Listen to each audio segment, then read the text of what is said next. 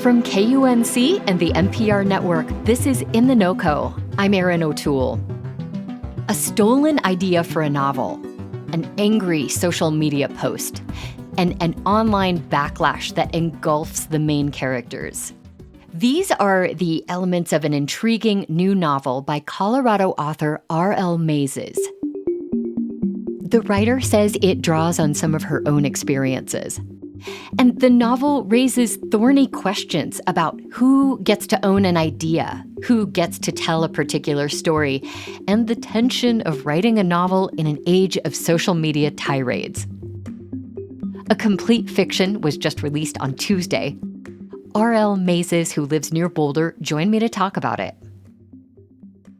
The story was really inspired by my being aware of social media, aware of Twitter, taking time on Twitter, too much time, and seeing a lot of writers getting flamed by people who may not have read their book, or may have read a little blurb, or may have read a review, but not the whole book. Right. And then also by people who had read none of it and just repeated, right? Because that's what we do on social media when we're mad. Oh, yeah. We just reshare things, whether they're true or not.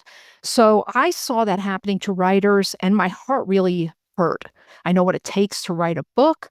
And when I saw those writers and their books, for lack of a better word, canceled, it really bothered me. Well, your new book is called A Complete Fiction. It revolves around two aspiring authors who are working very hard to get their novels published. Could you just give us a quick synopsis of what happens?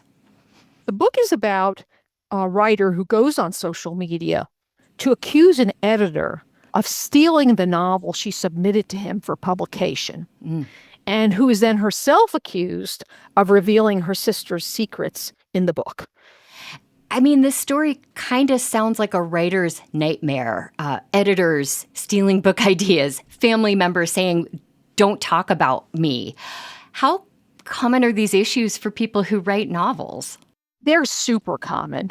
I mean, I don't think there's a lot of editors stealing writers' work, and I don't think up-and-coming writers should worry about that. I don't think that should be the concern. But on the other hand, I do think writers worry about telling other people's stories, because we're inspired all the time by all kinds of things. And they move us or they bother us, and we want to put them in novels. And we're concerned that, do we have a right to tell the story, for one? What if we really disguise it? Does that give us the right, or just take it as inspiration, honestly, so that we're not really telling anyone else's story. We were inspired by someone else's story, and then we wrote a whole new story based on that. One of your two main characters, PJ, is a struggling writer. She supports herself by driving for a rideshare company. She's a dogged environmentalist who maybe borders on smug about that sometimes. And she makes choices that are problematic. What draws you as a writer to want to create flawed characters that, you still want your readers to sympathize with? I always want my books to be about growth. And you can't have growth unless you start from a point where you need to grow, right? Where you have some character flaws. I don't believe in writing perfect characters, or perfect villains for that matter either. Usually I try to write what I think of as round characters, or complex characters, who have traits we both admire and like, and also traits that we hate to see in someone else and maybe hate to recognize in our own personalities. There's a passage that comes earlier in the book that really stuck with me. PJ has just signed a pretty significant book deal for a novel that is a fictionalized retelling of an assault that happened to her sister, Mia. There's a moment where Mia pleads with PJ to not publish it. PJ considers whether to move forward. Would you read that excerpt for us? Sure. PJ considered calling her agent and canceling the deal. She wondered what it would feel like to choose her sister's peace of mind over her own dreams. Probably good for a minute, and then bad for the rest of her life, once she realized she'd missed her opportunity to be published and would drive for a ride with me until someone took the keys away when she was 90. In your book, you explore the idea of who gets to tell a particular story, and it's tangled. I understand, PJ, who is desperately hanging on to her dream of selling her book, but I also empathize with her sister who could be harmed by this book. As a writer, where do you come down on this question of who gets to tell a story about a traumatic event? Yeah, for one thing, I think it's contextual, right? I don't think you can have one rule for every event. It's going to matter how much the writer disguises the story or really changes it and only uses whatever happened as an inspiration.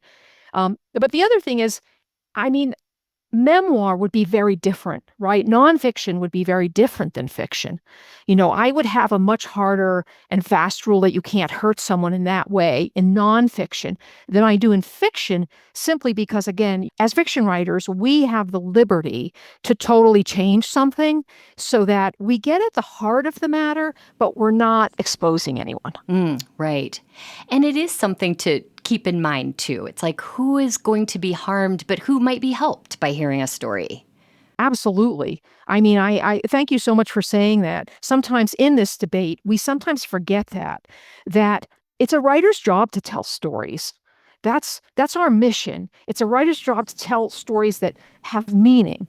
And those stories are going to help a lot of people, especially people who may have experienced something similar to what we're telling. So I think the tension is between not harming someone to whom it actually happened and maybe where you saw the story, and at the same time being true to your job as a writer and telling stories that help other people.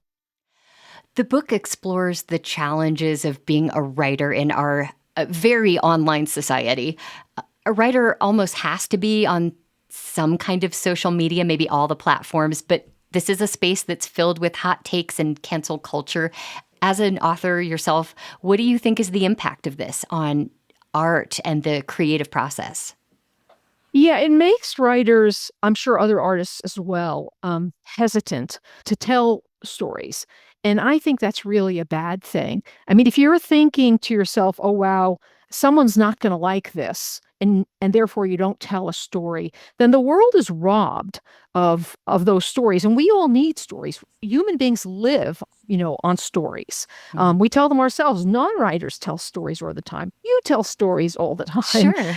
And so I think, to the extent that it makes writers censor themselves, it's really not a good thing. To the extent that it makes writers somewhat careful of not hurting people, that could be a good thing. So it's really complicated.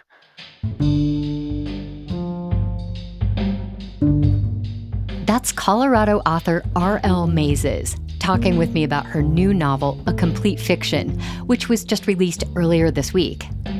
She's giving talks about the book in Boulder on Wednesday and in Fort Collins on Thursday.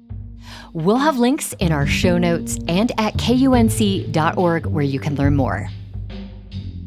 And we'd love to know what you think about this episode or any of our recent conversations. Just drop us a line at noco@KUNC.org. That's NOCO@KUNC.org. That's it today for In The NoCo. I'm Erin O'Toole. Thanks so much for listening.